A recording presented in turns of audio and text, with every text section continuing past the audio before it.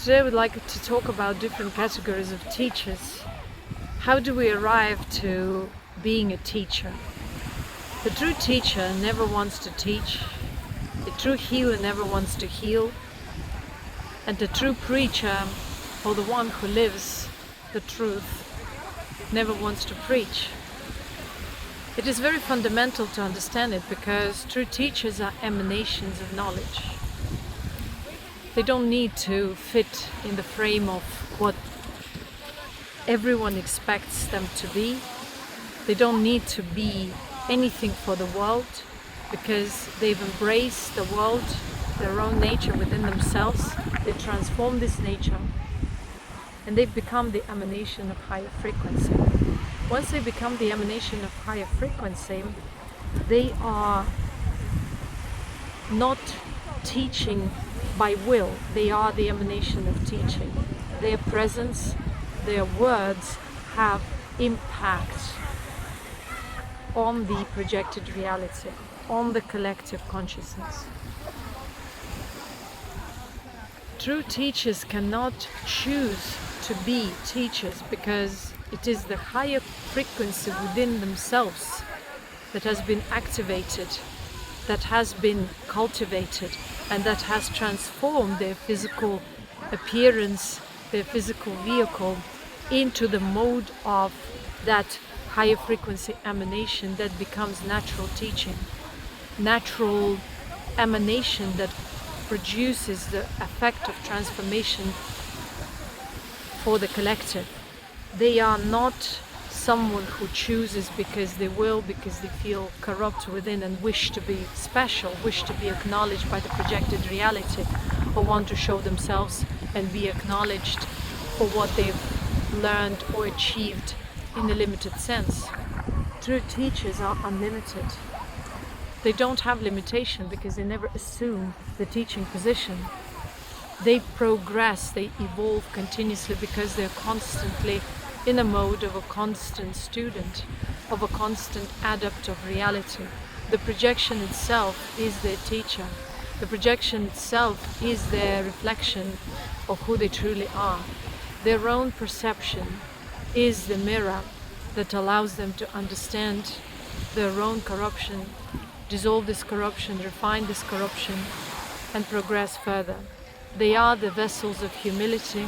They are the vessels of unique, true knowledge that does not need to be always expressed in its depth because it's sacred knowledge and needs to be preserved, but it can be felt by those who have that frequency within themselves and can recognize that frequency in others.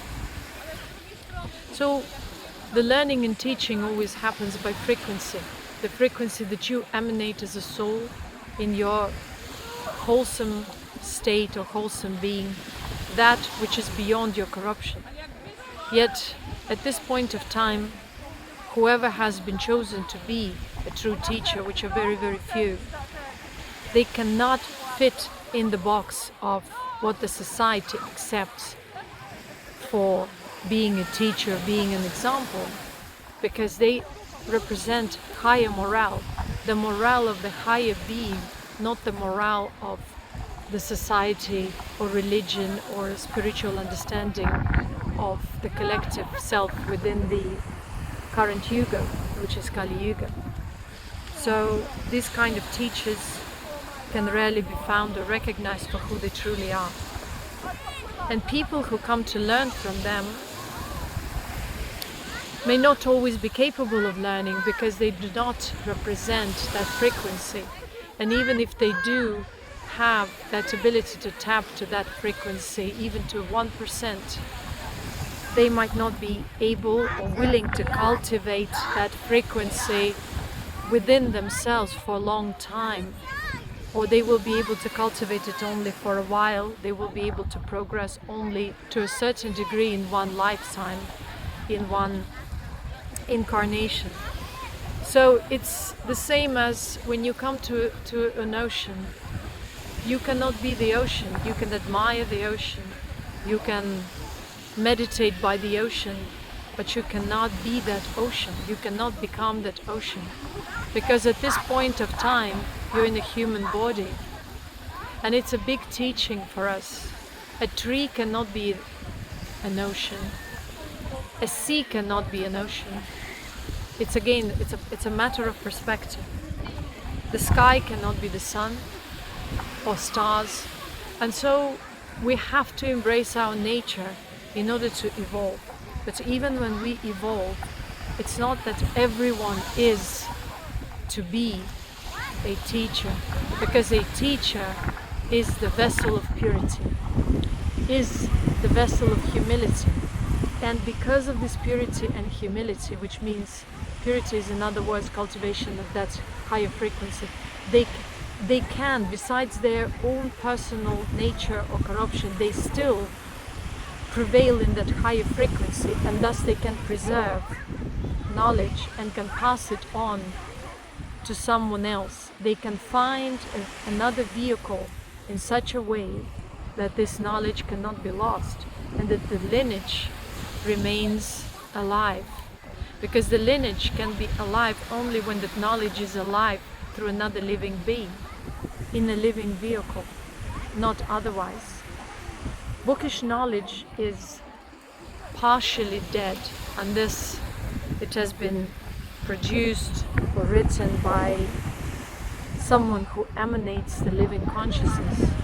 If one does not have access to their higher frequency or their higher consciousness, they cannot perceive that higher frequency through the books that are written or transmitted by a higher frequency. And so there is a chance for corruption, there is a chance for this knowledge to be lost. And that's why true knowledge can only be preserved in a living entity, living vehicle that has to become a representative of that. And when one becomes a representative of a living, true spiritual knowledge, higher frequency, their body emanates it. Their body is radiating, and this radiation protects them, stops decaying, aging, keeps that vehicle in a balanced state, and thus the vehicle itself becomes the vessel of radiation, the vessel of knowledge that is indestructible in its essence, which can be preserved for long. And this is how we know, that's how we can understand which knowledge is true and which is false. Because those vehicles that are not transformed into that which I just stated, they emanate maybe wisdom, maybe bookish knowledge, maybe some partial knowledge, but that knowledge is not aligned with their vehicle, and thus their vehicle decays, ages, and dies as any other vehicle. And this is the difference between the true teaching and the false teaching, because the true teaching emanates light, is living through a living being, and can only be preserved in the same manner by passing it on in the form of transmission, in the form of activation, awakening, that will eventually, with the proper guidance and refinement, be manifested on the physical or in the physical form as the indestructible vehicle, or as a vehicle that emanates that higher frequency, that has qualities of that higher frequency, whatever these qualities may be, the qualities of a subtle being. And it's very, very important to know, because many people at this point of time are deluded by false teachings, by false teachers, and when they come to true teachers, they want to become like them, they want to copy them, they want to imitate them, without understanding that they, first of all, as a first step, have to embrace their own nature. Even if they have received transmission and awakening of that higher frequency, or the awakening to that higher being, they still will need to embrace their nature. be established in their nature so that they can understand where it leads them, how it drains them, so that they can dissolve all these pathways of energy leakage, all these unhealthy relationships with the projected reality, so that they can restore their wholesomeness, so that they can contain themselves, so that they can restore their light essence, subtle being, cultivated, and therefore and thereafter transform their physical vehicle. And this transformation will be the result of their spiritual practice, refinement, and their true progress. But again, it doesn't mean that they will become something, or they need to become something, because the higher frequency itself chooses their own vehicle, and this vehicle becomes a true teacher.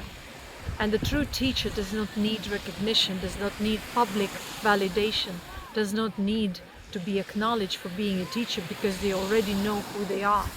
They don't question it. And it's important to understand for each and every one of us. Thank you.